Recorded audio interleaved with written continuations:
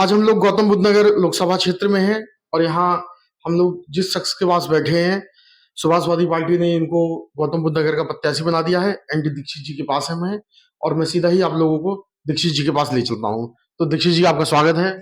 सुभाषवादी party से जो लोकसभा गौतम बुद्ध नगर है, यहाँ पे लोकसभा प्रत्याशी हूँ।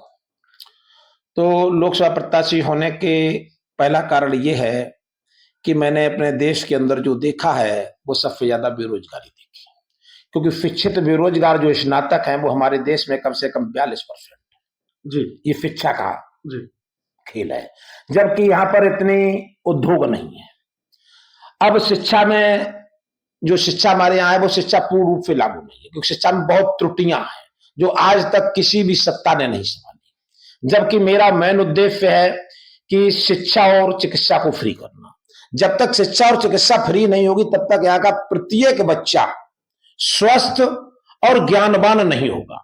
जब शिक्षा और चिकित्सा फ्री होगी तो हमारे देश का प्रत्येक बच्चा ज्ञानवान और प्रत्येक बच्चा स्वस्थ होगा। क्योंकि जो आयुर्वेद है ये हमारी पद्धति, आयुर्वेद पद्धति जो आज से नहीं है, पुरातन काल से है, सनातन धर्म का ये एक अंग है। और जो आयुर्वेद जैसी शिक्षा हमारे देश में लागू होगी तो कम से कम 80% बीमारियां जो है हमारे जो घर पर भारत की छात्राएं ही ठीक कर लेंगी, तो स्वस्थ हमारा देश होगा। और जब स्वस्थ हमारा देश होगा तो विकसित होगा, और विकसित होगा तो विशाल बनाने की अपने आप हर व्यक्ति के मन में आ ही जाता है। जैसे विक्रमादित्य जी के इतिहास को मैं बहुत पढ़ता हूँ, जो मेरा लगाव है वो सबसे ज्यादा विक्रमादित्य जी के इतिहास से लगाव। मैं उनका इतिहास पढ़ता भी हूँ, समझता भी हूँ, और मैंने यही सोचा है जब सारी त्रुटियां देखी शिक्षा और चिकित्सा के बारे में, तो मैंने सोचा कि मैं लोकसभा प्रत्याशी होकर के चुनाव अवश्य लड़ूंगा। और जब लड़ूंगा तो विक्रमादित्य की तरह ही शिक्षा और चिकित्सा को फ्री करने का पूरा प्रयत्न करूंगा। यदि मेरी पार्टी सुभाषवादी भविष्य में सरकार में आ जाती, सत्ता में आ जाती है, तो शिक्षा और चिकित्सा फ्री करने का पूरा कार्य करूंगा। अच्छा, ये आपने जो शिक्षा और चिकित्सा का संकल्प लिया है, ये आपका पार्टी का संकल्प है या आपका संकल्प है? देखो, ये जो 4 मैंने संकल्प बताए हैं, मैं साहब ये मेरे ही संकल्प हैं, क्योंकि मेरा कोई पार्टी पर दबाव नहीं है, न पार्टी ने मुझसे कहा। ये मेरा स्वतः का संकल्प है। और जो मैंने चुनाव लड़ने की नींव रखी है वो यही सोच के रखी है कि जब तक मेरी जो आयु बची हुई है वो केवल मैं समाज ही सेवा करूंगा, और इसमें शिक्षा चिकित्सा फ्री कराने का प्रयत्न करूंगा। और 65 वर्ष से जो व्यक्ति ऊपर हैं उनको पेंशन जरूर दूंगा, क्योंकि मैंने बहुत से लोग देखे हैं कि बेटा अपने माता पिताओं को घर से मार के निकाल देते हैं, बेचारे दुखी होते हैं, और गवर्नमेंट से भी, सरकार से भी कोई उन्हें प्रोत्साहन नहीं मिलता है। ये मैंने तीनों चीजें अपने नेत्रों से देखी और समझी, और समझ करके ही मैंने ये प्रण लिया कि जो मैं लोकसभा चुनाव लड़ रहा हूं उसका मेरा मेन उद्देश्य है, जब तक जीवित रहूंगा मेरा मेन उद्देश्य है कि शिक्षा और चिकित्सा को मैं अवश्य फ्री करूंगा, और 65 वर्ष के जो ऊपर के व्यक्ति हैं उनको पेंशन लागू करूंगा। उसके बाद में विकसित विशाल भारत का सपना देखेंगे, क्योंकि ये हमारे विक्रमादित्य का सपना था जिन्होंने पूरा किया, और उसी उद्देश्य में मैं चलूंगा जितना चल पाऊंगा। अपने कर्तव्य का पालन जो है मैं पूर्ण रूप से करूंगा। अच्छा, आपके जो आदर्श हैं वो विक्रमादित्य हैं? जी। अच्छा, सुभाषवादी पार्टी ने सबसे पहले यहाँ गौतम बुद्ध नगर में प्रत्याशी के रूप में आपको दिया है, तो चुनाव प्रचार में आप इस समय सारी पार्टियों में अभी इस समय नंबर 1 चल रहे हैं, क्योंकि अभी सारी पार्टियां अभी सोच ही रही हैं कि किसे उतारा जाए किसे ना उतारा जाए। तो चुनाव में जो आपका मुद्दा होगा वो कौन से मुद्दे होंगे? कोई एक मुझे सबसे प्रमुख मुद्दा बताना। चुनाव प्रचार में सबसे प्रमुख मुद्दा होगा बेरोजगारी, क्योंकि बेरोजगारी खत्म करने का मुद्दा जो है यही है, शिक्षा चिकित्सा। महंगाई का भी जो उद्देश्य है वो भी शिक्षा चिकित्सा ही आती है। जब आदमी थोड़ा अध्ययन से देखे तो जब शिक्षित होगा, मैंने पूरा बताया आपको कि जब शिक्षित होगा तो काम मिलेगा, और शिक्षित होगा तो नियोजन का भी काम होगा, 1 ही 2 बच्चा आदमी रखेगा।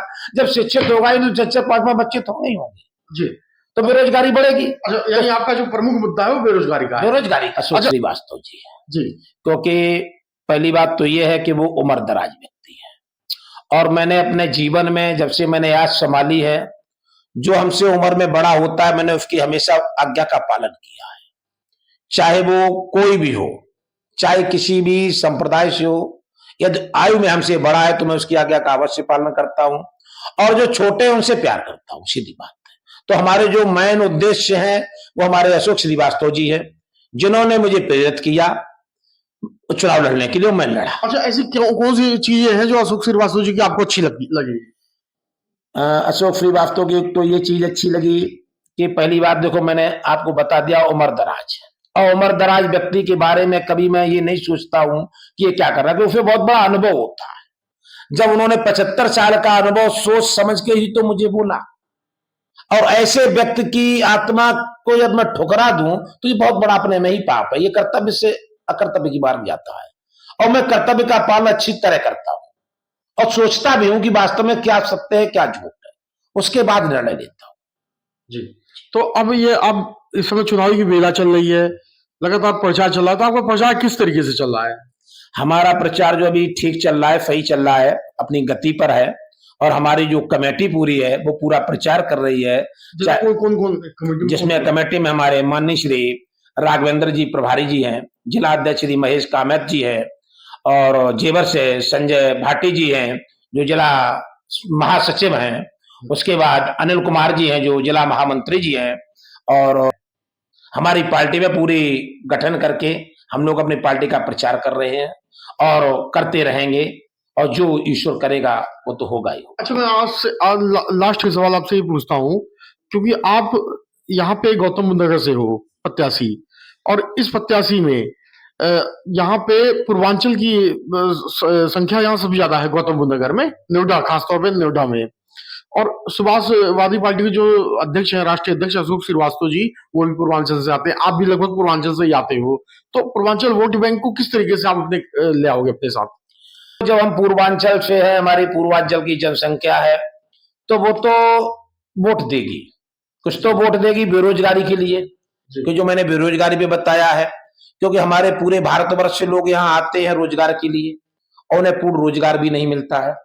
उसके बाद मैंने देखा है शिक्षा भी उनके बच्चे कम पा पाते हैं, हमारे क्षेत्र के जो हमारा पूर्वांचल है उस क्षेत्र के बच्चे भी शिक्षा कम पा पाते हैं, तो हमने शिक्षा पर भी बोला कि उनके बच्चों को पूर्ण रूप से शिक्षा की सहायता की जाएगी, चिकित्सा की भी सहायता की जाएगी, और जब चिकित्सा और सहायता हमारे पूर्वांचल वाले युवाओं को मिलेगी तो बच्चे शिक्षित हो गए, और शिक्षित हो गए तो रोजगार मिलेगा। अच्छा, आखिरी में आप कोई संदेश जनता के लिए देना चाहते हो? क्योंकि हम चाहते हैं कि आप हमारे चैनल के माध्यम से आप जो है कोई संदेश अगर जनता को देना चाहते हो तो आप संदेश, या कोई अपील करना चाहते हो जनता से तो आप अपील कर सकते हो। मैं जनता से ये कहना चाहता हूं, जनता यदि मुझे गौतम बुद्ध नगर लोकसभा से जिताती है तो जनता को मैं पूर्ण आश्वासन देता हूं कि जो हमने 4 मुद्दे बताए हैं, शिक्षा चिकित्सा फ्री कराने का प्रयत्न करूंगा, 65 वर्ष से जो ऊपर के व्यक्ति उनकी पेंशन कराने का प्रयत्न करूंगा, और भारत विकसित और विशाल बनाने का प्रयत्न करूंगा। ये मेरा जनता से अनुरोध है, ये मैं जो 4 मैंने वायदे किए हैं वो मैं पूरा कराने का पूरा प्रयत्न करूंगा और कराता रहूंगा।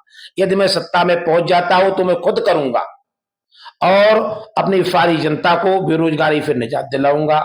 जैसे महाराजा विक्रमादित्य ने जिस हिसाब से राज्य किया था उसी हिसाब से मैं अपने प्रयत्न जो है संसद में उठाता रहूंगा, और उनको बार बार चाहे कोई भी पार्टी का किसी भी सत्ता का पीएम हो या सीएम हो उसको बार बार इंगित करता रहूंगा, पत्र के भी माध्यम से और आमने सामने भी। यही मेरा उद्देश्य है कि ये जनता मुझे जिताती है तो उसकी बातों पर मैं पूर्ण रूप से खरा ही उतरूंगा। ये हैं अंकित दीक्षित जी, जिन्होंने अपना संकल्प जो इनको करना है इन्होंने बता दिया है। अब जनता को अपना संकल्प लेना है, और इन्होंने अपनी बात जो है मन की बात हमारे इंटरव्यू के माध्यम से कही है। मैं चाहता हूं कि ज्यादा से ज्यादा लोग इनके इस बात को, इनके संकल्प को शेयर करें और हमारे चैनल को सब्सक्राइब करें। धन्यवाद। वंदे मातरम। भारत माता की जय।